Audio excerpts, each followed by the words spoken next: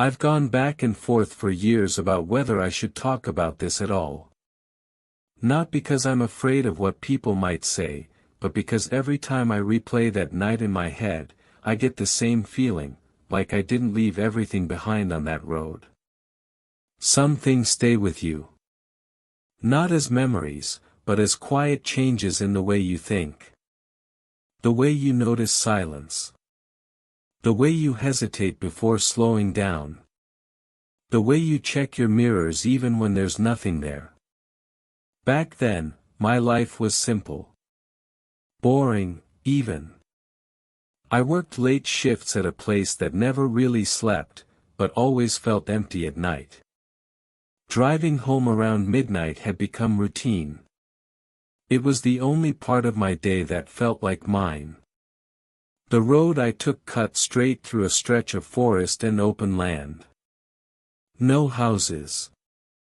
No businesses. Just asphalt, trees, and the occasional streetlight that barely did its job. Most nights, I drove it on autopilot. Windows up. Radio low. Eyes forward. That night didn't feel different at first. I remember checking the clock as I got into my car. 12:14 a.m.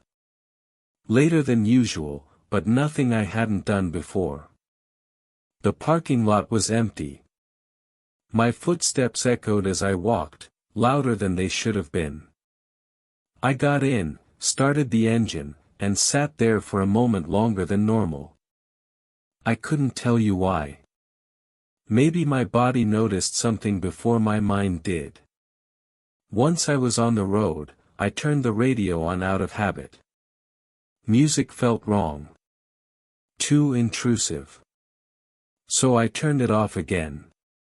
That's when I realized how quiet everything was. No other cars. No distant engines. No wind rattling the trees. Just the hum of my tires and the soft glow of the dashboard. About 10 minutes into the drive, I saw something ahead. At first, I thought it was debris.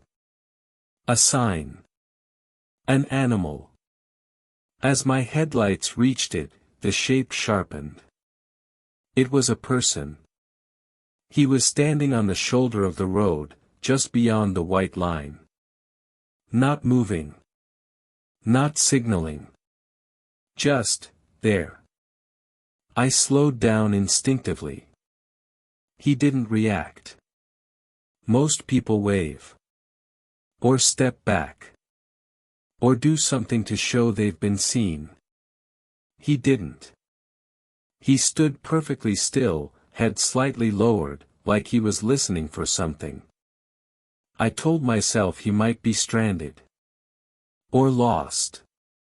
Or waiting for a ride that never came. I also told myself I should keep driving. I didn't. I pulled over a short distance ahead of him and stopped.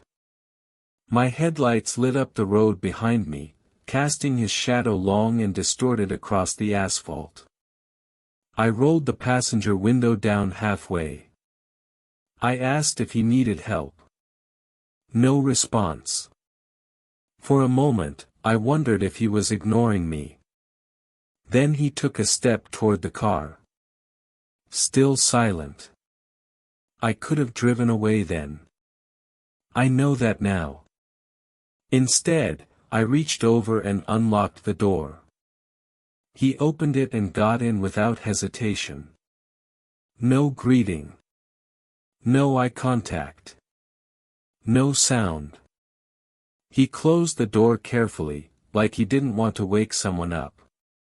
That's the first thing that really unsettled me. People don't do that. Not strangers. Not at night. He sat upright in the passenger seat, hands resting neatly on his thighs, staring straight ahead. I waited. Seconds passed.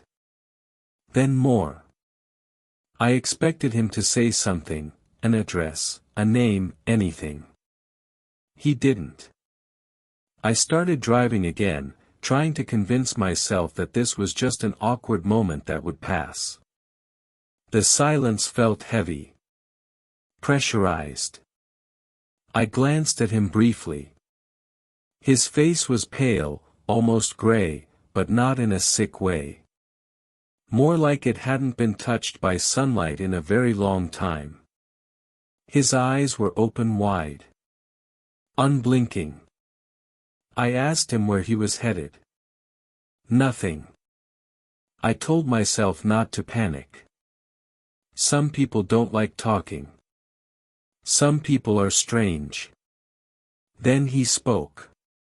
His voice was soft. Calm. Too calm. He said my name. I didn't answer. My mind locked up, trying to process how that was possible.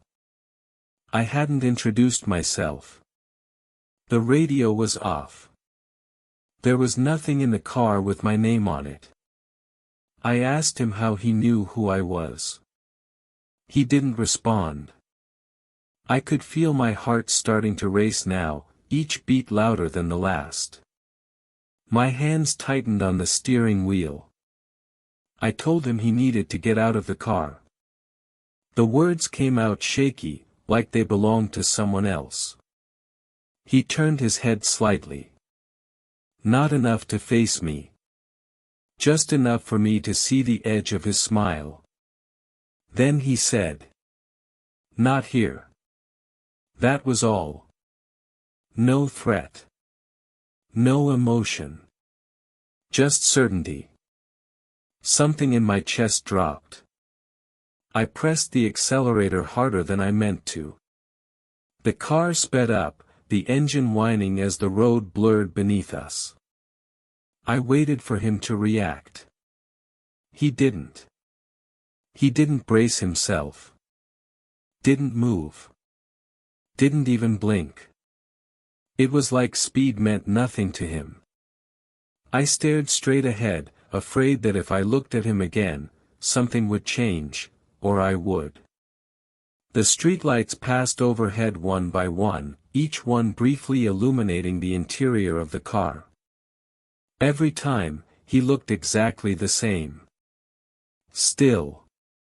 Silent. Smiling. My thoughts spiraled. I told myself to pull over. To stop the car and run. But my body wouldn't listen. Then, suddenly, the noise faded. Not the engine. Not the road. My thoughts. The next thing I remember clearly is being parked. The engine was off. I don't remember stopping. I don't remember slowing down.